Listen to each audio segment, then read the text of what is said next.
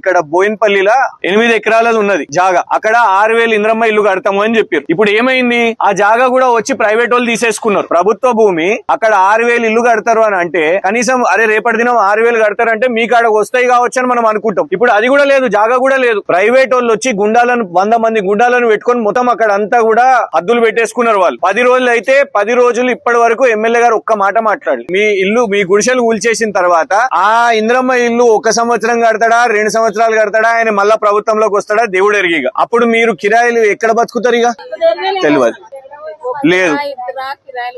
Number 1. Number 2, రేపు మీరు పోయి ఈ ఆఫీస్ చుట్టూ ఆ ఆఫీస్ చుట్టూ తిరగడానికి ఏమైతుంది అని అంటే చూస్తాము చేస్తామని 15 రోజులు పోతాయి. నేను అనేది ఏంటంటే మీకున్నది ఒకే ఒక దిక్కు. ఈ 15 రోజులు టైం ఇచ్చారు కాబట్టి మీకు ఎవ్వరు కూడా కాగితం నోటీస్ ఇవ్వలేదు. ఇప్పుడు మీకు కరెంట్ కనెక్షన్ ఉంది కదా, కరెంట్ కనెక్షన్ మీ అందరికి ఇక్కడ ఓటర్ ఐడీలు ఉన్నాయా?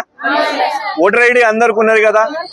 నేను అడిగే ప్రస్తావన ఏంటంటే కోర్టుకు పోదామా? కోర్టుకు పోదాం. మీకు రూపాయి ఖర్చు కాదు. నేను వచ్చే దారిలో ఇక్కడికి వచ్చే ముందే కేటీఆర్ గారితో మాట్లాడినాను. అన్న వీళ్ళందరూ కూడా ఇప్పుడు మీరు ఎన్ని సంవత్సరాల నుంచి ఉంటున్నారమ్మా ఇక్కడ? 40 సంవత్సరాలు వాళ్ళు చేతులు ఎత్తండి.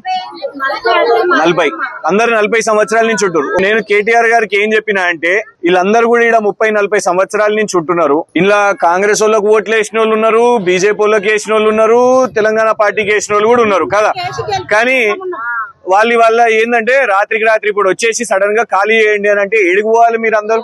కేటీఆర్ గారు మీకు ఏమని చెప్పారంటే రూపాయి ఖర్చు కాకుండా మీ దగ్గర ఒక్క పైసా కూడా ఖర్చు కాకుండా రేపు కోర్టుకు పోదాం. మీకు ఇక్కడ ఏమేమి డాక్యుమెంట్స్ ఉన్నాయి? మీకు ఇక్కడ ఆధార్ కార్డు కూడా ఇక్కడనే ఉన్నదా? ఆధార్ ఎంత మందిది ఉంది ఇక్కడ? అందరు ఆధారా? కొందరు చేతులు ఎత్తుతలేరు. అందరు ఆధార్ ఉన్నది. ఓటర్ కార్డు అందరిది ఉన్నది. రేషన్ కార్డులు కూడా ఉన్నాయా? ఈ 3 జిరాక్స్లు తీసుకోండి. బిల్లు కడుతున్నారా? బిల్లు కట్టిరా ముందు? ఎప్పుడన్నా కట్టిరా? బిల్లులు కూడా కట్టిరా ముందు? కరెంటు బిల్లులు రెగ్యులర్ గా అయితే ఓటర్ ఐడి కార్డు ఒక xerox, Aadhaar card xerox, ration card xerox, current bill xerox. ఈ 6 గ్యారెంటీలు పక్కన పెట్టాం. వాళ్ళు మర్చిపోయారు దాని గురించి. అసలు మిమ్మల్ని నమ్మించే మీకు అది ఏంటది, అది బస్సులో ఫ్రీ చేపించిండు అని వీళ్ళ దగ్గర టికెట్ పైసలు పెంచిండు.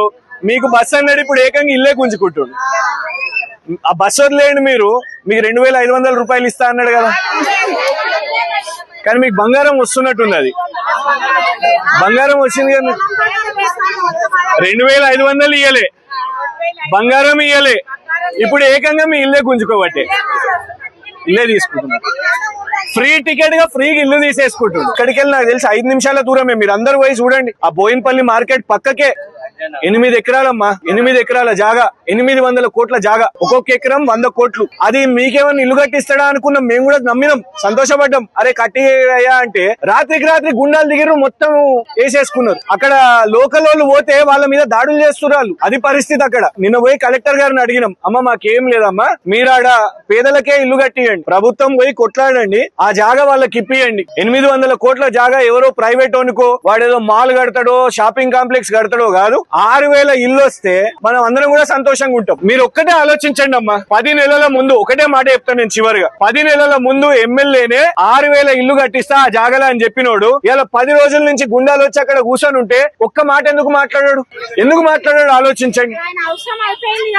ఇది ఒక 5 రూపాయల ఖర్చు అవుతుంది. అదేమన్నా ఇబ్బంది అవుతుంది అంటే కూడా నేను అవసరమైతే అది కూడా ఖర్చు చూసుకుంటాను. మీరు దయచేసి 5 ఒక సెట్ చేసి పెట్టుకోండి.